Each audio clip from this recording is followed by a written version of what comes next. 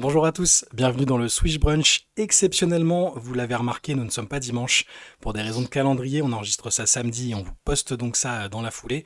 Il y a quand même beaucoup de choses à dire et peut-être qu'il se passera des choses entre samedi et dimanche, des choses incroyables dont vous devrez attendre la semaine prochaine pour qu'elles soient évoquées dans le Swish Brunch.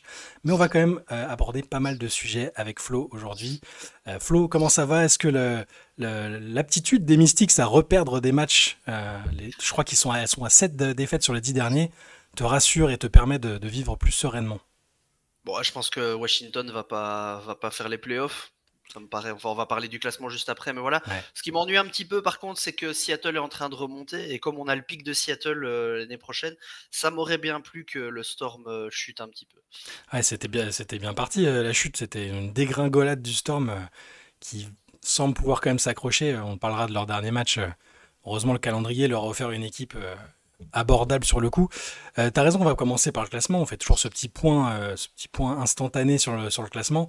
Il y a des choses qui n'ont pas changé, à commencer par Minnesota qui est toujours intraitable au classement. En tout cas, après deux défaites de suite, les Lynx, on va en parler tout à l'heure, ont regagné et elles ont toujours une confortable avance au classement.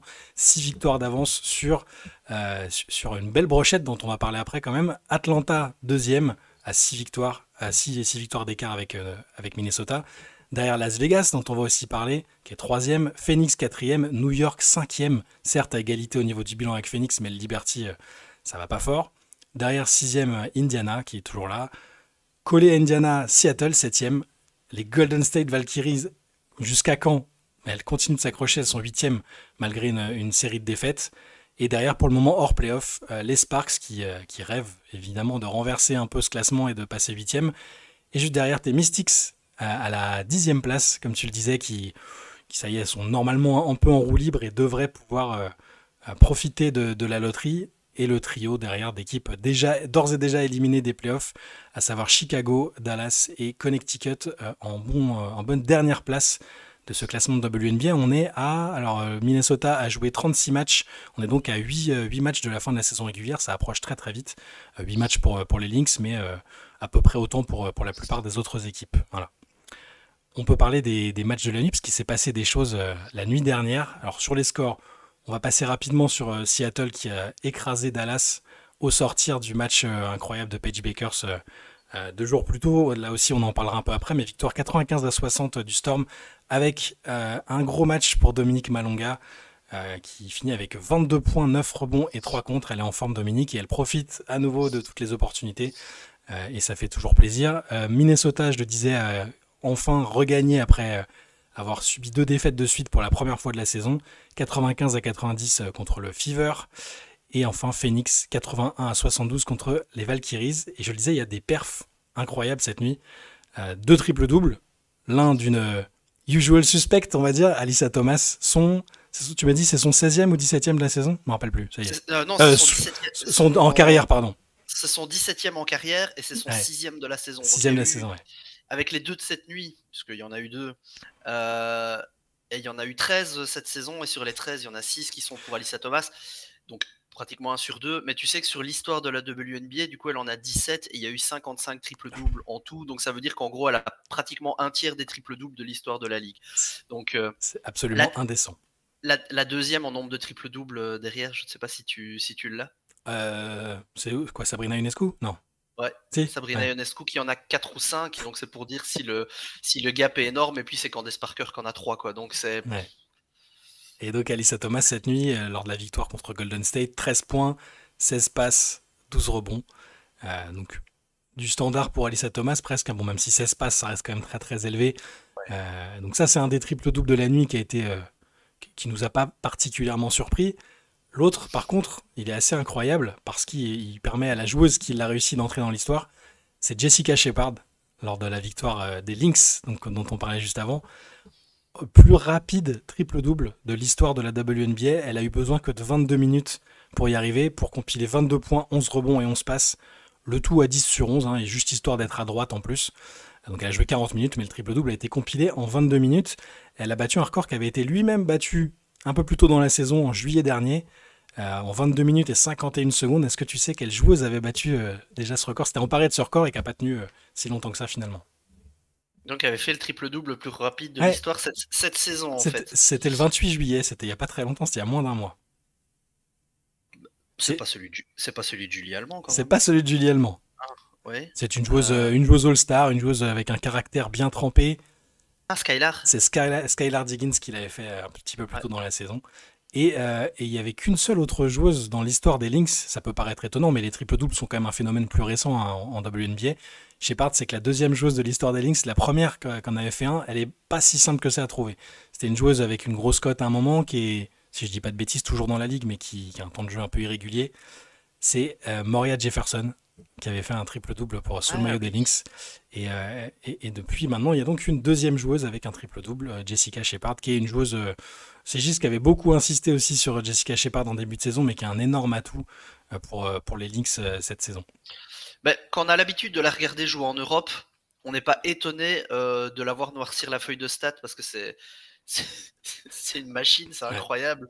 C'est, mais oui, par contre, elle le fait pas tout le temps, elle le fait pas. Voilà, là, en fait, à la fois c'est surprenant parce que c'est son premier, parce que voilà, on sait pas toujours, mais dans les faits, voilà, c'est quand même une joueuse qui a la capacité d'être présente un peu dans tous les secteurs de jeu. C'est effectivement un atout pour Minnesota, d'autant plus pour le moment sans Nafisa Collier, avec Minnesota qui, ben, la saison dernière, avait un peu ce problème aussi au rebond à l'intérieur. Qu'il a toujours un petit peu, enfin Mhm. moins au rebond du coup, mais ce problème d'intérieur, ça reste quand même un petit point faible, tout relatif, hein, mais de Minnesota. Donc c'est intéressant d'avoir une joueuse comme ça, effectivement. Bon là, elle profite du fait que en plus elle a joué 40 minutes, donc ça aide quand même après à Produire. remplir, mais ouais, exactement. Mais non, c'est une joueuse très intéressante. On rappelle que blessée très tôt, donc elle est de la draft 2019, elle est de la draft de Nafisa Collier, Jackie Young. C'est une des 5, on s'en rappelle pas toujours, mais 2019, l'entièreté du 5 majeur de Notre-Dame, qui avait été champion 2 ans Ouais. avant en NCA, avait été draftée et elle en faisait partie. Joueuse très prometteuse qui a eu la malchance de se blesser C'était tôt dans la blessé, ouais. saison, Mhm. depuis d'avoir aussi de temps en temps des blessures qui ont continué un peu à la déranger, mais c'est une joueuse très solide, très athlétique, très intelligente, donc ouais. Je regardais la feuille de match de la rencontre de cette nuit contre le Fever. Hein. Je pense que tu m'aurais dit il y a allez, même 3 ans, 3 4 ans, qu'un 5 avec donc Jessica Shepard, qui est une bonne joueuse, mais qui était prometteuse, mais voilà. Bridget Carlton, Alana Smith, Kayla McBride et Courtney Williams serait le 5 en l'absence de la franchise player de l'équipe qui caracole en tête de la WNBA. J'aurais peut-être pas cru, même coaché par Cheryl Reeve. Il faut encore tirer notre chapeau à Cheryl Reeve qui arrive à, malgré la blessure de Nafisa Collier, à limiter les dégâts. Certes, il y a eu cette petite série enfin une série de, par nature, même 2 défaites, c'est une série qui arrive à quand même tirer le maximum d'une équipe qui, sur le papier, n'est pas forcément la plus talentueuse de la ligue, mais qui continue de pratiquer un basket efficace, propre et qui a de bonnes chances de remporter le titre après avoir perdu en finale l'année dernière. Cette nuit, Flo, il y avait donc c'était contre le Fever et on va Je- parler un peu. je- Tu voulais rebondir sur un J'allais truc? J'allais quand même juste dire, parce que bon, voilà, 29 points, 6 passes à 53% de Kayla McBride. Ah, elle a fait une saison aussi. Enfin, en fait, si je dis C'est- ça, c'est parce il y a 3 ans à peu près, elle était dans une sorte de creux par rapport à une joueuse de son talent. Tu sais, elle avait Ouais, fait ce texte aussi mm, dans le Players Tribune où ouais, elle ouais. parlait de sa dépression, des temps compliqués. Le départ de Vegas, c'était pas simple. Donc, c'est pour ça que je disais que ça me surprenait. Par rapport à ce qu'elle a fait la saison dernière et ce qu'elle fait cette année, c'est une petite résurrection qui est magnifique. Mais enfin voilà, je le citais parce que c'est quand même une belle ligne à T'as poser. raison. Je suis tranquille, bien sûr. Tu fais bien de le noter. Et en Ouais, face, du coup, ben, le Fever qui a un peu du mal, sans Caitlin Clark, sans d'autres joueuses, on va rebondir juste un peu après ouais, dessus. C'est un peu l'hécatombe chez les ouais. meneuses et les guards, les extérieurs de façon globale à Indiana. Du coup, si je ne me trompe pas, c'est le premier match de chez Pedi que la franchise a Ouais. signé en Joker, qui fait un, L'énième retour de Shea Peddy. On est ouais, content pour elle. c'est la définition de la Ah résilience ouais. dans sa carrière, cette joueuse, impressionnant. Et voilà, qui fait son premier match et qui met 10 points en 21 minutes. Ouais. 3 sur 4 à Donc, 3 points. Elle est toujours là pour mettre ses paniers. Ouais, ouais. exactement, exactement. C'est une joueuse parfaite qui est championne avec les Mystics en 2019. Hein. Ouais. Mais ça permet de rebondir ouais, sur un peu l'hécatombe qui se passe du côté d'Indiana. Indiana qui, du coup, a une saison compliqué, même si, bon, ben là, je pense que Indiana, là, est en 6e, a quand même un match et demi d'avance sur la 9e place. Ça va le faire, je pense, mais Je bon. pense que ça va le faire, mais c'est sûr que Indiana, on l'attendait plus haut. Il Tu y a te rends toujours. compte? Tu te rends compte de enfin, l'hécatombe qu'on évoquait là? Il y Mhm. a, donc, bon, Caitlin Clark, c'est depuis voilà, c'est des semaines, on sait que c'est évidemment un énorme problème, mais ça peut arriver que la joueuse star de l'équipe se blesse et que les autres tiennent le choc. Derrière, alors chronologiquement, je sais pas si je suis dans le juste, hein, mais il y avait donc Harry McDonald qui se fait une fracture au pied, qui en plus faisait des bons matchs. Sydney Colson, qui est, même si sur le terrain n'est pas la joueuse la plus importante, dans le groupe, elle est très importante. Elle s'est fait les croisés, si je dis pas de bêtises, du genou. Euh, et là, maintenant, on a Sophie Cunningham qui est un peu la bodyguard de Caitlin Clark, qui est aussi une joueuse importante, une bonne joueuse, hein, c'est une joueuse particulière, mais qui est importante dans l'équipe. Malheureusement, elle s'est fait aussi une rupture des ligaments croisés dans un choc, enfin une action dans laquelle malheureusement Bria Hartley était impliquée. Elle a été un peu harcelée sur les réseaux pendant quelques temps. Il a fallu que Sophie Cunningham dise d'ailleurs que c'était totalement involontaire et qu'elle lui en voulait pas. Mais ouais, énorme guigne, énorme poisse pour le Fever, qui garde encore des joueuses compétitives. Hein. T'as Natasha Howard, Alia Boston, Kelsey Mitchell, ça va. C'est pour ça que je dis que je pense qu'elles vont aller en playoff, mais quelle saison compliquée au niveau de l'infirmerie, quoi. Kelsey Mitchell qui d'ailleurs fait des énormes matchs pour un peu maintenir l'équipe à flot. Euh, mais oui, c'est très compliqué. Caitlin Clark, on n'a toujours pas d'infos. Moi, je pense très sincèrement qu'elle va pas revenir cette saison. Ouais, ça sent. Elle a, En elle a- plus, oui, en plus, il y a eu la nouvelle là qu'elle a été. Il y a un elle a mois, toujours pas repris. elle s'était blessée aussi à la cheville, je crois. Elle s'était fait une douleur à la cheville en plus de Ah ce qu'elle ouais, avait au niveau de l'aine, qui est la blessure c'est principale. possible. Mais c'était terrible Ouais, c'est saison pour toujours un le peu le Fever. problème, quoi, quand tu commences à avoir un peu mal, surtout quand c'est du musculaire et que donc c'est pas. Enfin, t'as une fracture, tu peux pas poser le pied, entre guillemets, tu t'assieds, tu te reposes, tu fais de la rééduque, tu fais des trucs, voilà. Parfois, quand c'est musculaire, tu vas quand même tenter, tu vas quand même. Et naturellement, tu vas un peu te désaxer, tu vas compenser, donc tu vas te faire mal ailleurs. Non, non, mais après, moi je pense que c'est très bien que Caitlin Clark se repose. Bon, ben voilà, la saison elle est comme ça. Au final, Indiana va réussir à faire presque mieux que la saison passée sans elle. Donc je pense que pour le projet, c'est assez Hmm. porteur finalement. Bon, faudra voir avec l'intersaison comment va être le groupe et tout ça, mais je pense que l'un dans l'autre, ça ne peut être que formateur sur plein d'aspects. Caitlin Clark, elle est encore jeune, le groupe est encore très jeune dans son ensemble. Donc non, je pense que oui, c'est pas plus mal, mais par rapport aux attentes qu'on avait, nous les nôtres, elles étaient assez élevées. Ouais. Je sais bien qu'on en a parlé il n'y a pas longtemps avec Gis encore, et qui dit quand on voit ce que l'équipe fait sans elle, on se dit qu'avec Caitlin Clark, il y avait vraiment une possibilité de faire quelque chose, surtout qu'il y a d'autres équipes, je veux dire, à part Minnesota qui est vraiment intraitable, les autres favoris enfin, tu vois, parfois battent le froid et le chaud, donc voilà. Bon, après, c'est comme ça, c'est pas très grave. Je pense que le plus important, c'est que Caitlin se remette complètement de tous ses soucis musculaires. Si c'est la saison prochaine, c'est très bien. Je pense que ce serait suicidaire de la lancer juste pour les playoffs. Parce qu'en gros, là, elle n'a pas repris les entraînements encore. Donc, admettons même qu'elle les reprenne demain, le temps qu'elle se remette en route, elle va pratiquement pas jouer avant les playoffs. Je pense que ce serait suicidaire de l'envoyer directement dans un match à haute intensité, où en plus on sait qu'elle sera attendue et elle devrait Oui. aller taper ses 35 minutes. Enfin, donc, non. Je pense que voilà, tant pis, c'est pas grave, rideau. Euh, pour la blague, on se rappelle que la deuxième saison de Jordan avait été pratiquement blanche. Hein. Ouais. Plein de grands joueurs et de grandes joueuses. C'est Torasi s'est fait les croisés. Enfin, il y a des. exactement, Bon, exactement. donc c'est pas grave. Et effectivement, je suis d'accord avec toi. Il y a le danger de. Même si c'est que musculaire, c'est des trucs qui peuvent revenir et qui ont du mal à passer si tu insistes dessus. Qui peuvent Ah ouais, le devenir musculaire, chroniques. Ça peut devenir chronique ouais, aussi. C'est ça le problème. le musculaire c'est chiant. Enfin, je veux dire, si tu le répares pas bien, Mm. c'est pas grave, mais par contre, tu peux le traîner très longtemps en fait. Et elle va pouvoir, en plus, logiquement, après, elle a pas prévu de partir jouer à l'étranger. Je crois pas qu'elle soit inscrite à la Ligue de 3-3 pour l'instant. Donc elle va J'espère. peut-être faire une saison vraiment de repos et il y a toujours aussi à gérer cette immense popularité, ces sollicitations constantes médiatiques. C'est toujours pas simple. Hein. Je pense qu'elle continue de découvrir ça. Elle le gère plutôt très bien. Mais ça lui fera pas de mal, je pense aussi, ouais, le repos. Après, si elle revient, écoute, on va pas se plaindre. Hein, et le Fever Ah s'en ouais, plaindra ouais, ouais. pas. Si elle revient et que c'est pas forcé, ce sera super. Et le Fever aura particulièrement bien tenu le coup sans elle. Et avec son apport, ça peut faire quelque chose. Mais je suis de ton avis, je pense qu'on la reverra pas. J'ai changé d'avis là-dessus. Je pensais qu'il la gardait un peu au frigo pour les playoffs. Là, à mon avis, on la Bah, reverra.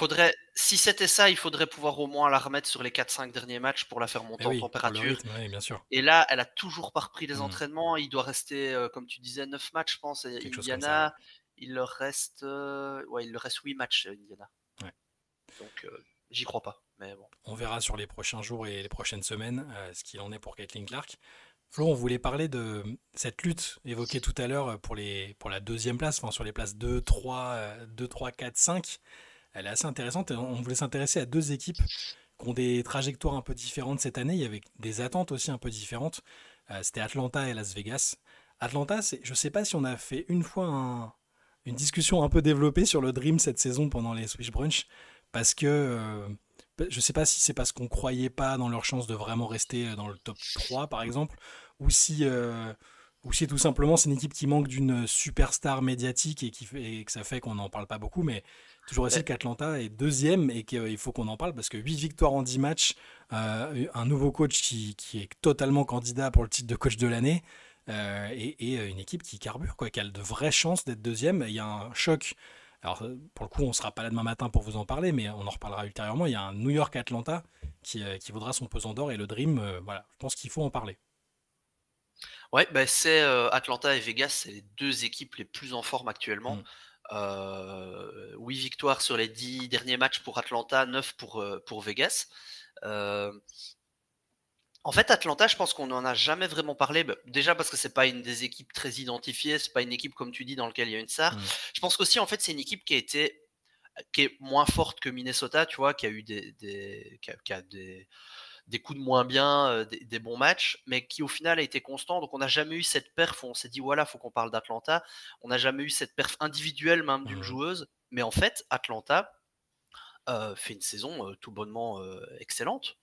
Excellente, excellente. La saison de Minnesota, elle est vraiment énorme. Ouais. Donc il y a un gap aussi entre les deux. Mais la saison d'Atlanta, c'est très, très, très, très, très intéressant. Euh, c'est quand même une équipe qui a battu 2 fois Minnesota sur les 3 matchs. Mm. Je ne pense pas qu'une autre équipe ait battu 2 fois Minnesota. Je suis même sûr que non. C'est sûr que non. Euh, Atlanta est vraiment une équipe qui, en fait, elle a un profil particulier qui peut poser problème à certaines équipes. Entre autres à Minnesota, qui, on l'a dit, manque d'un secteur intérieur très gros, très physique. On a quand même à Atlanta deux des Il y a du gabarit. 3, 4, 5. Je sais pas, faut dire meilleur intérieur parce que c'est un terme qui est compliqué, mais en tout cas vraiment dans le côté. Bah, presque big man traditionnel avec Fiona Jones, Exactement, Brittney Griner. exactement. Et surtout, on se posait des questions en début de saison de savoir la cohabitation entre les deux. Et en fait, on s'était dit, si elles jouent ensemble, on n'y croyait pas trop. Par contre, si elles jouent l'une pour l'autre, c'est très intéressant. Et c'est ce qu'elles font. C'est ce qu'elles Il font. y, a des, il y a des séquences où elles sont avec les deux, mais elles jouent beaucoup l'une pour l'autre dans les rotations. Euh, je pense qu'en début de saison, elles commençaient quand même les matchs ensemble. Maintenant, il y a eu beaucoup de matchs où Brittney Griner est Ouais. carrément en sortie de banc, mais avec des minutes assez équilibrées, et en fait, elles rentrent vraiment l'une pour l'autre, ce qui fait que tu as en permanence une intérieure calibre All-Star, de grands talents. Et du coup, ça a posé problème à Minnesota qui a eu du mal à trouver du répondant. Je pense qu'il y a un match contre New York qu'elle gagne aussi, où pareil, en fait, ça a vraiment posé du problème aux intérieurs de New York qui sont parfois aussi plus des intérieurs, Ouais. je vais dire au large, un peu plus fuyantes. Mhm. Et, donc, l'un dans l'autre, comme tu as toujours ton secteur extérieur qui cartonne, Alicia Gray fait une saison Extraordinaire. incroyable.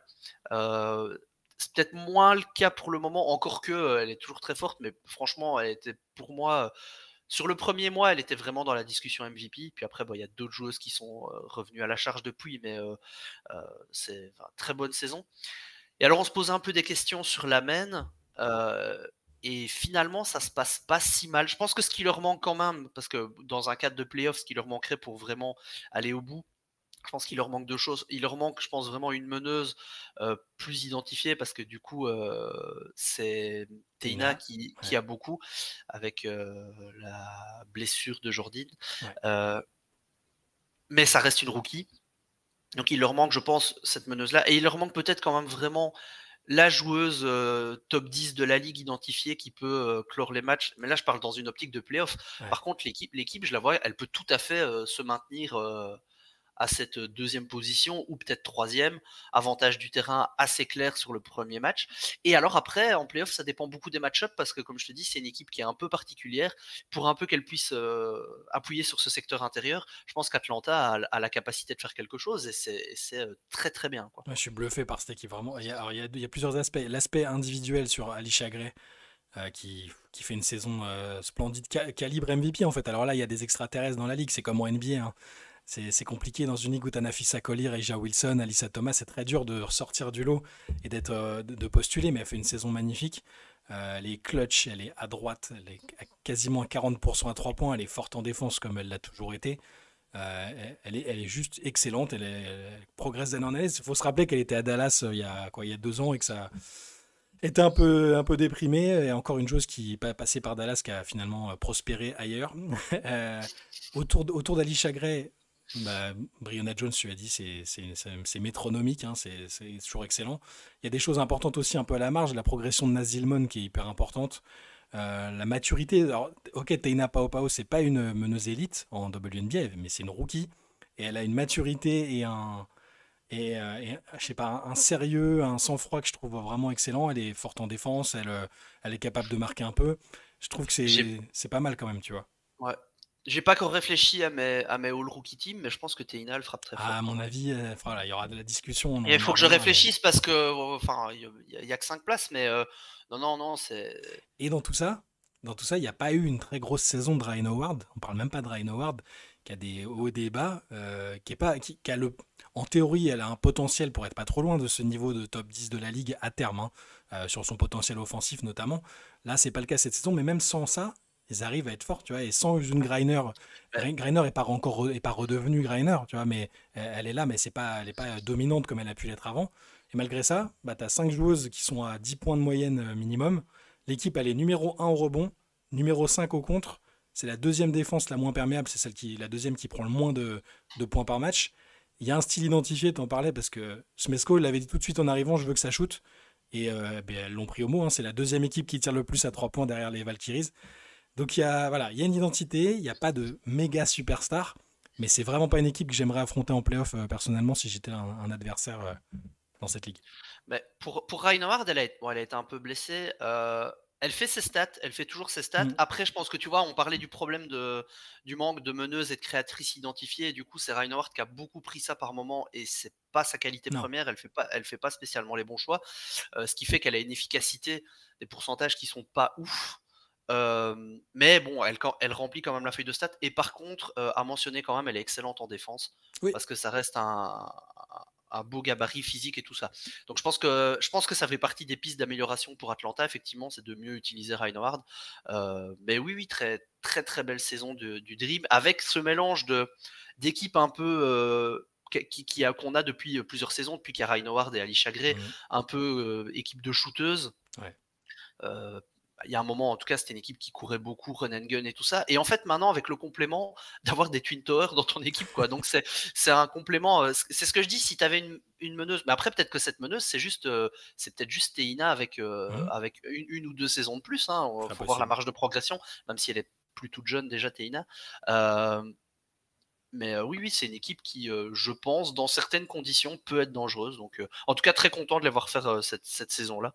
À l'instant T, Atlanta donc, est deuxième, on verra après le match contre New York, mais Atlanta jouerait, si je dis pas de bêtises, Seattle au premier tour. Et là, dans un match-up Atlanta-Seattle, je verrais plutôt le Dream en sortir vu la forme difficile et l'irrégularité du Storm. Donc tu vois, déjà ne serait-ce que Ouais, passer un parce premier tour, que après tu sais pas jusqu'où ça peut te mener, quoi. Parce que là, enfin, on va pas se lancer sur la preview, mais vu l'utilisation d'Ezzy McBegor, et mine de rien, malgré tout le bien qu'on pense de Dominique et tout ce qu'elle fait, ses difficultés en défense, Dominique, elle a beaucoup fait ses stats aussi contre les secondes units Mhm. adverses. Mais là, ta seconde unit, c'est Brittney Griner. Hein. Sympathique. Donc voilà. Enfin voilà, ça, c'est un autre sujet, mais ce sera intéressant à voir en tout cas. Ouais, ouais. Ouais. On peut passer à Las Vegas, qui est l'autre équipe, tu l'as dit, qui est en forme incroyable. Faut se rappeler, 9 hein, victoires. ouais. 9 victoires Tu te d'affilée. rappelles du dernier match avant du match qui a précédé cette série de 9 victoires ou pas? Elles C'est ont quoi? C'est pas la branlée de 40 points, un C'est truc comme ça? l'énorme branlée, le terme n'est pas galvaudé. 111-58 contre Minnesota à domicile. Elles avaient perdu, c'était catastrophique. On s'est dit, ça y est, la saison est terminée. C'est une humiliation. Et depuis, il y a eu des réajustements. Il y a eu ce choix de sortir Drew Lloyd du banc. Il y a eu, bon, Analysa Smith est arrivé juste avant, hein, quand même, quelques temps avant. Mais en gros, réorganisation, Kirsten Bell dans le 5, Drew Lloyd responsabilisé dans le second unit, qui finit les matchs. Et 9 victoires de suite. C'est assez incroyable. On pensait cette équipe au fond du trou. Au final, ça se passe beaucoup mieux. C'est le travail de Becky Hammon. C'est la remontée en puissance d'Aja Wilson qui refrappe à la porte de la discussion du MVP, Ouais. qui est exceptionnelle sur les derniers matchs aussi. Et une équipe qui repart. Et je me souviens qu'il y a quelques semaines avec Gis, on se disait, bon, ça commence à aller mieux, mais est-ce qu'il faut, au point de les craindre en playoff, pas sûr, parce que ça ressemble quand même un peu à une fin de cycle. Chelsea Gray semble un peu sur le déclin. Eija est toujours incroyablement forte, mais est-ce qu'elle est assez dominante pour les ramener, leur faire gagner plusieurs séries de playoffs? Au final, est-ce que toi, par exemple, ton regard il a changé avec cette série? Est-ce que les Aces, surtout avec le paysage un peu décousu qu'il y a dans ce haut du classement, est-ce que tu les vois peut-être un peu mieux qu'il y a quelques temps? Oui, oui, oui. Mais moi, c'est une équipe que je voyais plutôt bien en début de saison parce que de mémoire, je pense que je les avais mis deuxième dans mes pronos en début de saison. Donc effectivement, après, on voit la dégringolade, on se dit, oh là là, Ouais. fin de cycle compliqué. Euh, Ce qu'il y a, par contre, ce que je pense, tu vois, par rapport aux playoffs, je pense qu'à part Minnesota qui est vraiment très fort, toutes les équipes, elles ont un peu un côté double face, quoi. Avec un bon côté, une face un peu sombre. Bon, il y a le cas New York qui est un peu particulier. Ouais. Euh, mais par contre, tu vois, ce qui est important aussi, c'est les dynamiques. Parce qu'on sait bien que les playoffs, c'est aussi le reflet de la régulière et l'état de forme dans lequel tu arrives au moment des playoffs, c'est assez important. Je crois pas trop à cette histoire de c'est les playoffs, on clique dans la tête, machin. Non, si t'es dans une bonne dynamique, t'es dans une bonne dynamique. Si ta dynamique elle est pourrie, elle est pourrie. Mm. Et par exemple, je trouve que la dynamique de Vegas et la dynamique de Phoenix, même si C'est pas pareil. Phoenix, ça va, ça se maintient, mais en fait, Phoenix a eu vraiment un très beau début de saison et a plutôt tendance à avoir un peu de mal pour le moment. Et Vegas est complètement dans le sens inverse. Donc en fait, là, on a des équipes qui sont à peu près au même stade au classement, parce que même si Vegas finit par arriver quatrième, c'est pas très grave. Par contre, tu arrives en forme au bon moment. Mm. Il y a effectivement eu des ajustements. Vegas, c'est une équipe qui avait, je pense que le problème, il a jamais trop été sur Becky Hammon, même si je sais bien qu'elle était beaucoup critiquée par Mm. la fanbase des 6. Et même s'il y a des choses à dire par rapport à ce qu'elle fait, ses choix, c'est pas le souci. Mais je pense qu'il y avait un gros souci au niveau de la construction de l'équipe en début de saison, donc plutôt au niveau du front office. Ouais, Et il y a quand même quelques moves qui ont été faits pour rectifier ça. C'est peut-être pas toujours idéal, mais en tout cas, je pense que Nalissa Smith apporte beaucoup de bien. ça change. Ouais. Et alors l'intelligence quand même à mentionner de Drew Lloyd, parce que c'est elle qui a proposé à Becky Hammon de sortir du banc. Alors on dit sortir du banc, je vais pas parler de sortie de seconde unit avec Vegas, parce qu'en fait Becky Hammon elle a pas de rotation binaire, t'as pas le truc les starters, donc en fait Drew Lloyd elle joue toujours avec 2-3 joueuses du 5. Ouais, bah Mais oui. par contre l'intelligence c'est que ça permet justement de pas avoir de moments creux où tu as très peu de fortes joueuses sur le terrain. Et donc, par Ouais. exemple, si Eja Wilson n'est pas sur le terrain, c'est pratiquement sûr que Drew Lloyd est dessus. Et donc, ça te permet d'avoir une grosse scoreuse. Euh, Il y a aussi le cas Analysa Smith qui s'est quand même pas trop mal Ah intégré, ouais, hein. qui Franchement. amène qui amène un complément à Eja Wilson, qui permet à Eja Wilson de plus aller dans l'intérieur. Sur la taille, c'est vraiment précieux, hein. Puis on sait les difficultés qu'il y avait avec Kia Stokes notamment, c'était pas simple. Depuis Ah quelques ouais, ouais, temps, clairement. Analysa Smith sur le gabarit et tout ce qu'elle est capable de faire, même si c'est pas toujours des stats incroyables, t'as raison, ça enlève un peu de poids quand même à Aja Wilson qui a pu se reconcentrer sur d'autres aspects et qui Ça, est la- ça, terrifiante per- depuis quelques semaines. Ça permet à Eja Wilson de repartir sur le poste qui est, à mon sens, le meilleur pour elle, c'est-à-dire le poste Eh 5. oui. Aussi, alors que quand t'as Kia Stokes, ben, fatalement, elle doit jouer 4. Mm. Donc, ouais, c'est hyper intéressant. Eja Wilson, c'est une joueuse qui était plutôt une finisseuse à la base. Ça reste pas une grande créatrice, mais par contre, elle a beaucoup progressé sur cet Ouais. aspect-là, faut le dire. Et ce qui fait que, euh, franchement, tu vois, quand on parle du trophée de MVP, je pense que le MVP, il a Nafisa Collier pour autant qu'elle revienne bientôt comme c'est prévu et qu'elle fasse encore peut-être 4-5 matchs. Mhm. Bon, je pense que Nafisa Collier avait quand même pris de l'avance et faudrait pas que la blessure récente fasse oublier le début de saison de Nafisa Collier. Voilà. Ouais. parce que bon, on est toujours un peu dans la culture de l'instant. Mais par contre, avec Vegas qui revient très fort, qui est troisième de la ligue, et surtout A'ja Wilson, là pour le coup, autant certaines années on disait A'ja Wilson c'était plutôt, tu sais, dans les différentes définitions du MVP, c'était la meilleure joueuse de la meilleure Mhm. équipe, c'était peut-être la meilleure joueuse intrinsèquement de la ligue, même si meilleure c'est un terme qui est un peu difficile comment, à manier, mais en tout cas la plus dominante, et puis Ouais. au niveau scoring, volume et tout ça. Par contre, cette année-ci, elle a vraiment un caractère ultra valuable pour le Ah, coup. énorme. Ouais. Tu retires A'ja Wilson de cette équipe de Vegas. Je pense que malgré tous les ajustements, tout ce que tu veux, cette équipe s'écroule. Donc, euh, donc oui, je pense que Nafisa Collier, si elle veut son MVP, il est quand même temps qu'elle revienne sur le terrain parce que tu vois, quand Vegas est encore 5e, 6e, 7e, bah, tu as quand même, allez, mine de rien, on sait bien que le bilan, Oui, ça ça joue, ça compte importe. quand même, bien sûr. En tout cas, moi, dans ma définition de MVP, si j'avais un vote, moi, je vote pas pour une MVP qui est pas minimum dans une équipe top 4 de la ligue. Pareil. Ouais, ouais. Voilà. Mais là, Vegas 3e. A'ja Wilson fait des stats incroyables. En fait, elle a fait une saison tellement dingue l'année passée qu'il y a un moment, ses stats nous paraissaient presque normales, mais elle fait Mhm. encore une saison énorme. Donc oui, ça revient très fort et Vegas revient très fort. Alors, en playoff, qu'est-ce que ça peut donner? Ben, on ne sait pas trop. Il y a quand même toujours Chelsea Gray, on sent quand même qu'elle fait plus les différences comme avant, en Mhm. fait. Elle reste, elle, elle reste solide, mais elle ne fait plus les différences. Du coup, il faut que Jackie Young les fasse, il faut que Ja Wilson les fasse, ou que Jewel Lloyd les fasse. Et en tout cas, l'équipe a trouvé un équilibre, et ça, c'est intéressant. C'est pas mal d'avoir ces options-là quand même. Tu vois, s'il n'y a pas A'ja Wilson, il faut que ce soit Jackie Young. S'il n'y a pas de Jackie Young, il faut que ce soit Joe Lloyd. Enfin, sur le papier, ça permet de rappeler qu'ils ont quand même un 4-5 joueuses de très, très, très, très haut niveau. Et c'est en ça qu'elles sont dangereuses. Tu vois, pareil, je disais Atlanta, j'aurais pas envie de les affronter, mais une équipe de Vegas qui fait une série de victoires comme ça avec A'ja Wilson qui est à ce niveau-là et les autres qui sont sur cette dynamique aussi, j'ai vraiment pas envie de les affronter non plus. Tu vois, donc Bah, c'est ça qui est compliqué. Alors que, alors, à contrario, Phoenix. Évidemment que j'ai pas envie d'affronter Alyssa Thomas, qui a un walking triple-double et qui contamine toute l'équipe avec sa défense et tout, mais Mais Phoenix fait un en peu termes moins peur quand d'équilibre, même. ouais, Voilà, en termes d'équilibre, pour le moment, c'est pas du tout la même chose. Et exactement. C'est surtout qu'en début de saison, Vegas n'avait absolument aucun banc. Ouais, Phoenix, Vegas avait même du mal à avoir un 5 majeur consistant, vu qu'on était obligé d'avoir Kaya Stokes, et donc même le ouais. 5 majeur était problématique. Et là, ben, t'as un début de banc. Alors il faudra que les 4-5 joueuses majeures encaissent de la minute, mais je pense qu'elles sont capables de le faire, en tout cas pour la plupart. Et donc, oui, je les vois pas aller au bout, mais par contre, c'est une équipe qui est redevenue Est-ce beaucoup plus dangereuse à l'approche des est-ce playoffs. que je viens de voir la série, les 5 derniers matchs d'Aja Wilson là. Donc il y a le match contre New York où elle dévisse à l'adresse, hein, elle est très maladroite, mais par contre elle finit quand même avec 17 points, 16 rebonds, 4 passes et 2 contres. Et après, 30 points, 16 rebonds contre Phoenix, 34 points, 8 rebonds contre Dallas, 32 points, 12 rebonds et 5 contres contre Atlanta. Et là, 19 et 13 contre Phoenix lors du dernier match. Mais elle est vraiment, là, ça y est, elle est en mission Aja et c'est dangereux pour les adversaires des Aces.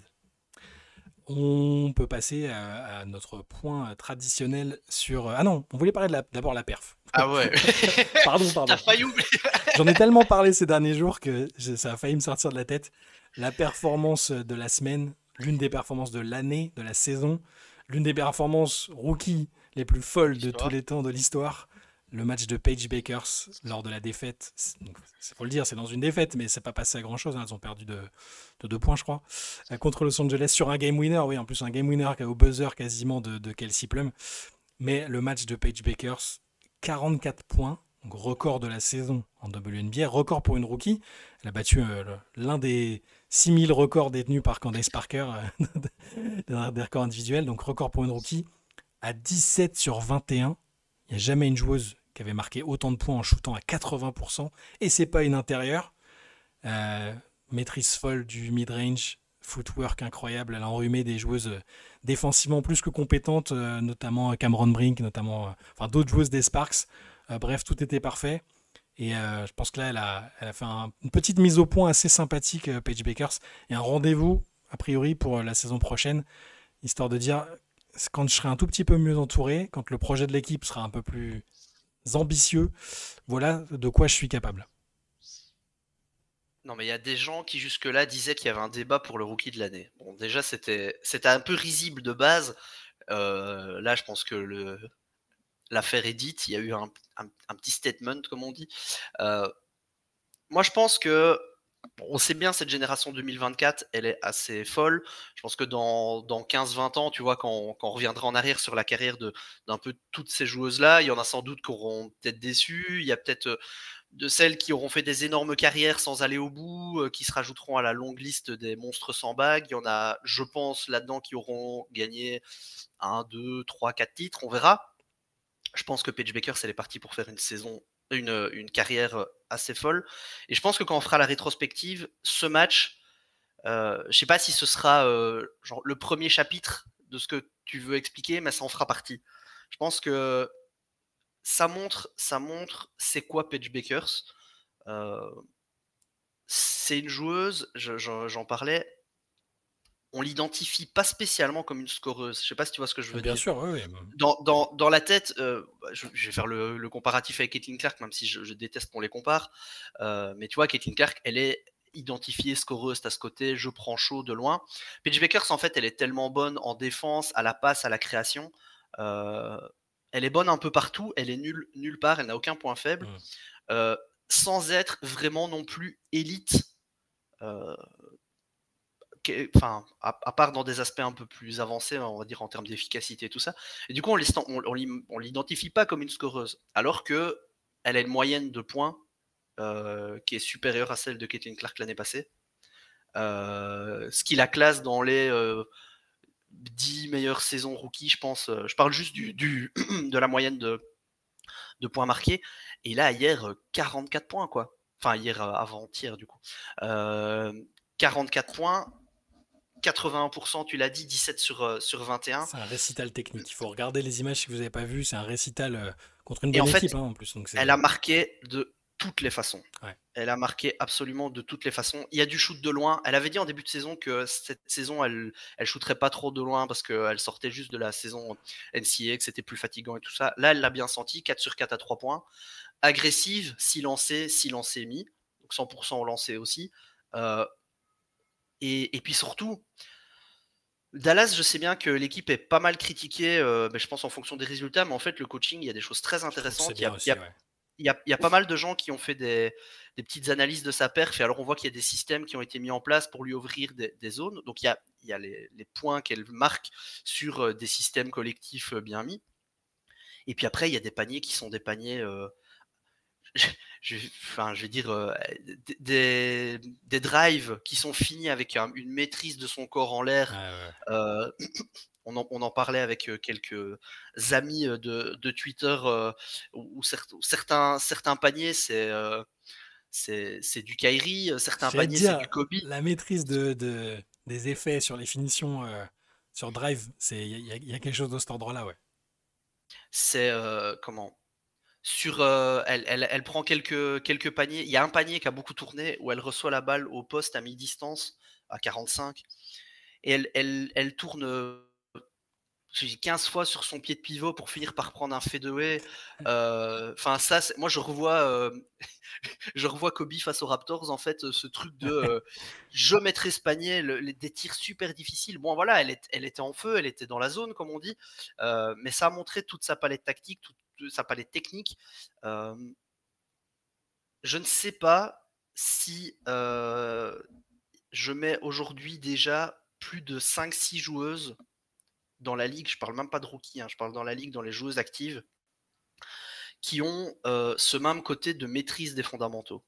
Je te parle pas de volume, de côté athlétique, un côté élite sur certains aspects. Paige Bueckers, elle a encore des points de progression, mais vraiment juste sur le côté un peu scolaire de j'ai appris ce qu'est le basket techniquement, à faire tel geste, à faire tel truc, tel truc. Des joueuses qui ont cette telle avalanche de palette technique et de le faire aussi bien, je sais pas si, comme je te dis, si j'en mets plus de 5-6 en fait. On en discutait, et moi les premières qui me viennent en tête, dans des profils différents parce que d'autres postes et tout ça, c'est pas pour comparer les joueuses, mais juste sur ce côté vraiment maîtrise technique de ses fondamentaux. Je vois même Esman, je vois Nafisa Collier, et puis je suis déjà en train de réfléchir en fait. Alors je te dis pas que je te parle, enfin tu vois, il y a d'autres joueuses qui sont, je pense actuellement, plus fortes que Paige. C'est pas une question de comparer la force des joueuses, mais c'est juste sur ce côté d'usine à basket, vraiment dans le sens purement technique du terme, quoi. Moi, je pense que c'est même l'une des. Et je vais aller plus loin, je pense que elle est déjà dans le top 15 de la ligue. Joueuse. Je pense qu'elle est Alors, ça se voit pas sur les résultats des Wings, mais je pense que en niveau, elle est pas très loin de ça. Top 15, top 20. À peu près là où on avait classé Caitlin la saison dernière, et si je dis pas de bêtises, dans Ouais, notre. mais, Donc, mais à de mon toute avis, elle est déjà prête, tu vois, elle est déjà prête. Il y a le challenge de la répétition des matchs qu'elle avait forcément moins en NCA, mais là, c'est un des challenges physiques qui explique parfois que là, elle a fait son match à 44 points. Le dernier des Wings contre Seattle, elle est passée à côté, mais il y a encore ça sur lequel progresser. Mais à côté de ça, sur la maîtrise des fondamentaux, sur la manière de jouer, la défense dont on parle pas forcément toujours du côté des médias et du grand public, mais son niveau défensif, on rappelle, c'est une joueuse c'est une joueuse que Gino Riema faisait jouer poste 4 sur certains pans de la saison, tellement elle est capable de mais défendre sur d'autres profils. Donc il y a ça aussi. c'est une meneuse d'un 83, hein. Voilà, c'est une joueuse totale, c'est une joueuse de basket totale et on va découvrir petit à petit l'étendue de ses pouvoirs. Tu vois. Et donc là, elle passe des steps. Les Wings iront pas en playoff et c'est pas grave du tout. L'équipe est en construction. Le fait de voir ce qu'a fait Caitlin Clark l'année dernière, c'est presque une anomalie. Arriver en étant aussi forte et arriver quand même à emmener une équipe en playoff, c'est une anomalie. Et pour Dallas, il Ouais. s'agira de Et, petit à petit construire l'équipe et d'aller jusqu'à une équipe qui est capable de jouer les playoffs. et en plus, c'est des situations un peu différentes pour moi, parce que Dallas, ici, on sait qu'ils construisent un nouveau Mmh. projet. Oui, oui. Tu vois, on est en reconstruction. Le projet, je veux dire, Ariké, Satou a pas marché. Ariké est toujours dans l'équipe. On va voir si elle va continuer ou pas. Mais je veux dire, tu es vraiment sur une reconstruction et tu es en année 1 de ta reconstruction. Là où quand Caitlin est arrivée, tu avais déjà eu un first pick Aller à l'année Boston, ouais. d'avant, Mmh. tu avais déjà eu Nalissa Smith avant, enfin, tu avais déjà pas mal encaissé d'années médiocres et donc Ah oui. c'était important aussi pour Indiana de passer un step. Donc je pense que les deux situations collectives sont un peu différentes, mais voilà, après, en fait, on peut comparer les joueuses, pas pour dire que l'une est meilleure que l'autre, parce qu'en fait, je pense que c'est des joueuses qui sont très différentes, mais qui ont des impacts, en tout cas sportifs, certainement, finalement pas si éloignés l'une de Mmh. l'autre. Et le plus effrayant, enfin le plus excitant, je pense que c'est tout à fait possible qu'on ait dans le futur une finale peut-être entre ces deux joueuses. Moi, je trouve que, et je dis entre ces deux, mais ça peut être aussi une avec Angel, une avec Cameron Brink. Je pense que toute cette génération va finir par un moment aller au bout, ou presque.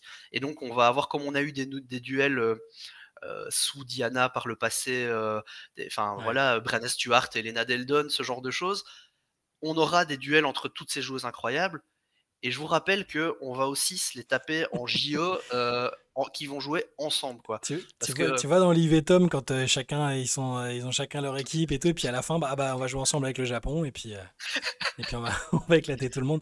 Là, c'est un peu, ça risque d'être un peu ça à un moment avec Team USA, que ce soit. Or, 2028, il restera encore des grosses joueuses actuelles, donc je pense pas, et mais 2032, attention. 2032, ouais, dans 7 ans, je pense que on peut très bien avoir un 5 avec Angel, Cameron Brink, Paige Bakers, Caitlin Clark. Bon, on est dans de la fantasy, pour l'instant, il n'y a pas de certitude, mais c'est hyper excitant de ce point de vue-là.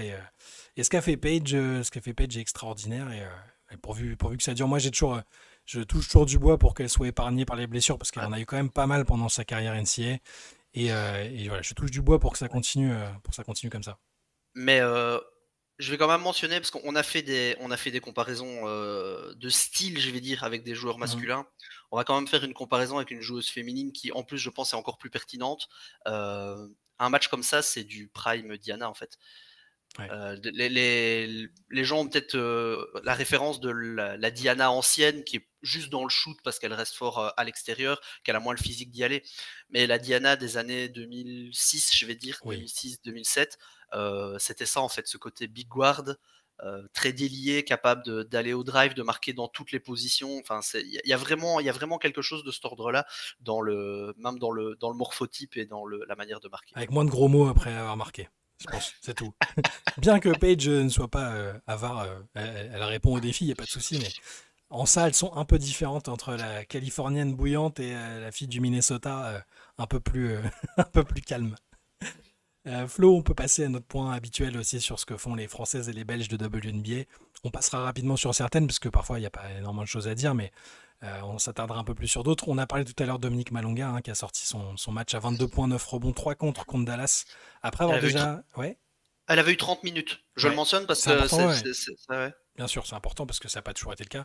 Et elle sortait d'un match à 15 points, 7 rebonds et 3 contre Chicago. Donc certes, ce sont des équipes inférieures, ne serait-ce qu'au classement à Seattle, mais toujours ce même registre. Dès qu'elle a les opportunités, dès qu'elle a les minutes, en général, ça se traduit quand même par des choses très très positives dans une équipe du Storm qui est toujours aussi... Alors elle a été vraiment dans la tourmente là, bon, il y a peut-être un tout petit peu d'éclaircie à l'horizon.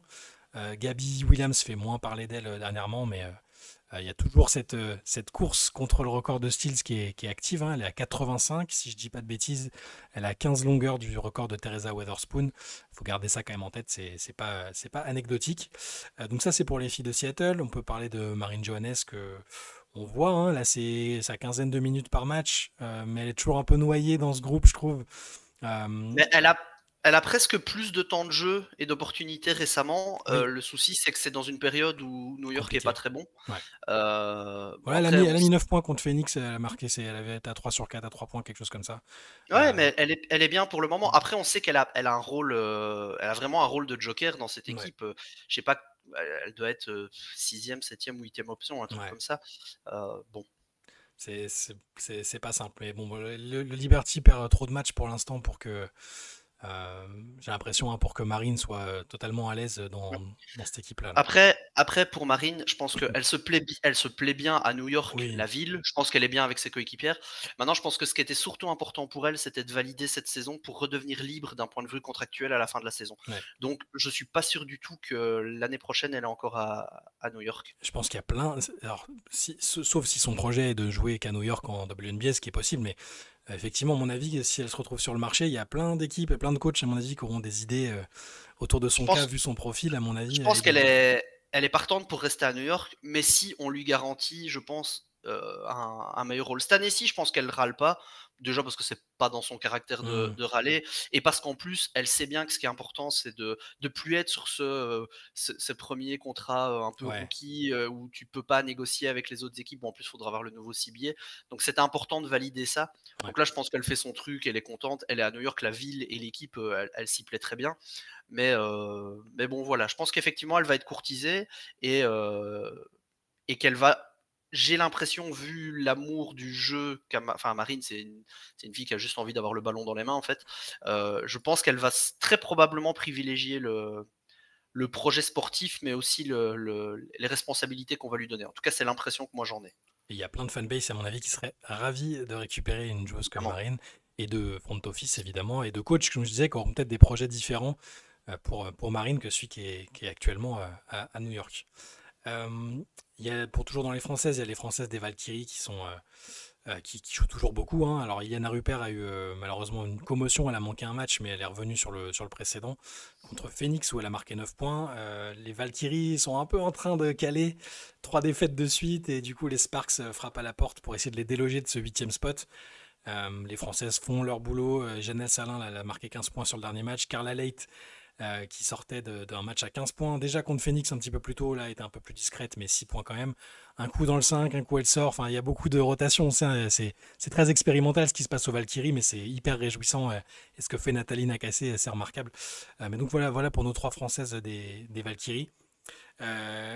Et pour finir sur les Françaises, avant de passer aux Belges, on voulait parler un peu plus en profondeur de Leila Lacan. Petit focus sur Leila Lacan, qui a donc joué 18 matchs sur les 35 de son équipe, hein. Elle était arrivée après coup, elle jouait avec l'équipe de France. En un mois et demi, Un franchement, aspirateur à ballon. c'est incroyable. Elle a conquis tout le monde. Donc sur les moyennes, elle est à 9 points, ce qui est pas mal, hein, quand même en WNBA, pas très loin des 10 points. Presque 4 passes et surtout presque 2 interceptions et demie par match. Je le disais, l'aspirateur, elle en fait à l'appel. Elle a fait 2 matchs à 6 interceptions, un match à 5 interceptions. Et il n'y a, y a pas que ça. C'est ça qui est intéressant. Il y a, y a- Est-ce y que a ça, tu mais ouais. sais, est-ce que tu sais qui est en moyenne la joueuse qui a le plus d'interceptions par match sur cette Oh, saison? c'est Gabi. Non, C'est pas Gabi. Ah, bah, alors c'est que c'est une joueuse qui n'est pas éligible. c'est Lélia Lacan. Ah, d'accord, oui. Oui, parce je crois qu'elle elle était pas En moyenne. considérée comme éligible. Sur, Ouais. sur 18 matchs, donc elle Sur n'est pas 10 matchs. éligible si tu regardes Ah, parce oui, qu'il oui, faut oui, 70. ok. Et la deuxième, c'est Gabby Williams. Donc les deux meilleures interceptrices de la saison, en moyenne en tout cas. Mais Leila Lacan, fatalement, elle est arrivée plus tard. Donc c'est quand même une moyenne qui tient la route. C'est deux Françaises. C'est assez incroyable. Et comme je disais, il n'y a pas que ça. Alors, cette capacité à défendre fort, à intercepter, ça peut être dans tous les cas son argument de vente pour sa carrière en WNBA, mais elle a quand même lâché un match, 14 passes contre Indiana, sans perdre le moindre ballon. Ça s'était jamais vu en WNBA. Il y a eu des matchs évidemment avec autant de passes et même plus de passes parce que c'est pas le record, mais il y avait toujours au moins une perte de balle et elle a réussi à prendre vraiment soin du ballon. Donc c'est une joueuse qui est, je sais que par exemple Gis veut pas qu'elle soit réduite à un rôle de meneuse de grande taille comme elle a été un peu installée à certaines périodes de sa carrière. C'est surtout pour moi une joueuse couteau suisse ultime un peu. Très forte en défense, qui a des capacités en attaque, elle n'est pas du tout unidimensionnelle, elle est capable de faire plein de choses. Et à mon avis, quand le Sun va passer la seconde, à un moment, parce que là on est pareil, on est en l'année zéro d'un projet, l'équipe est faible, l'équipe perd beaucoup de matchs, il n'y a plus personne du projet d'il y a quelques années. Je pense que Leila sera vraiment au cœur du projet, et si c'est pas avec le Sun, il y a plein d'équipes qui seront ravies et qui ont tout à fait vu ce qu'elle était capable de faire cette année.